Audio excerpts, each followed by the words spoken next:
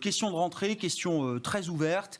On entre dans un moment où la croissance va se normaliser, ralentir par rapport au niveau stratosphérique qu'elle a pu atteindre dans cette phase d'accélération de reprise. Les pics ont été ou sont en passe d'être franchis. Je vous laisse décider effectivement du calendrier, on va dire, du franchissement des pics de croissance. Mais cette phase de normalisation de la croissance, est-ce qu'elle change la donne pour les investisseurs et pour les marchés financiers, Étienne ?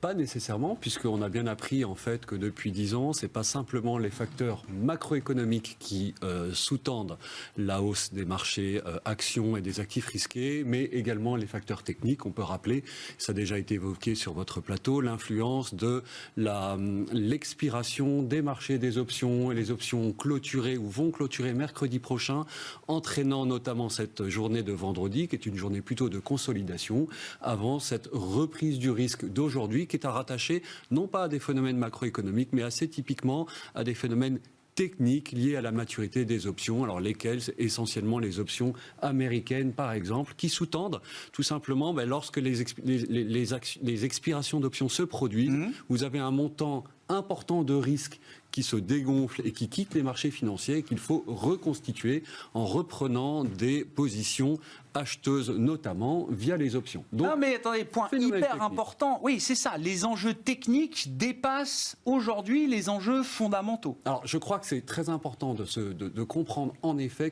qu'une action aujourd'hui c'est un produit dérivé d'un produit dérivé.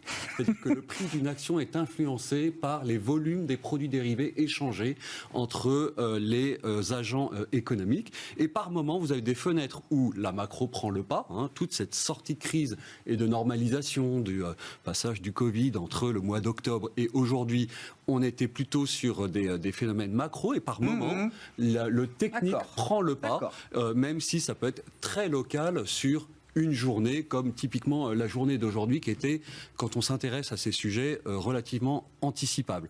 Après, l'univers macroéconomique, comme vous l'avez dit, il explique et il sous-tend quand même une partie de l'action des prix, et on a des raisons tangibles de continuer à être optimiste sur le moyen terme, un peu fébrile sur le court terme, on va en parler, mais sur le moyen terme, on peut rester, je crois, optimiste, et Léa nous en parlera probablement bien sûr, on va tout détailler à l'heure. cette dynamique conjoncturelle. Si vous prenez les PIB, par exemple, de la zone euro, ils sont en hausse de l'ordre de 11 ou 12% sur un an. Oui. Peut-être qu'ils vont s'atténuer, mais s'atténuer ne veut pas dire qu'on ne continue pas à monter. Le PIB des États-Unis, lui, doit être en hausse de 13% sur un an. Le PIB de la Grande-Bretagne en hausse de 20%.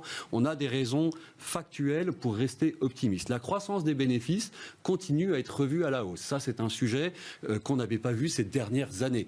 En sortie de crise, typiquement, entre 2008 et 2021, les bénéfices étaient sans arrêt revus à la baisse. On partait très haut en début d'année et on révisait continuellement à la baisse. Exactement. Alors là, il se produit quelque chose de nouveau, qui est que pour 2023, par exemple, la révision des bénéfices est plus élevée que les bénéfices prévus en 2022, qui étaient eux-mêmes plus élevés qu'en 2021. Pour l'année 2023.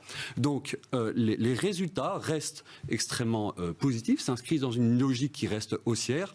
Pour combien de temps ? Là, on rentre du coup tout de suite dans le vif du sujet, qui est que l'inflation peut détruire une partie des marges des entreprises. Et je crois que c'est la fébrilité un petit peu nouvelle de cette rentrée. Est-ce que l'inflation est suffisamment élevée pour soit entraîner une révision des marges, ou est-ce que les entreprises ont du pouvoir, qu'on appelle du pouvoir de prix, pour répercuter cette hausse de prix à leurs consommateurs. Et cette logique-là, la manière dont le curseur se règle entre marge et pricing power, est cruciale pour la suite. Mais si vous dites, voilà, le sujet c'est l'inflation, mais si on regarde la croissance, vous dites, il ne faut pas non plus s'amuser à se faire peur. Exactement.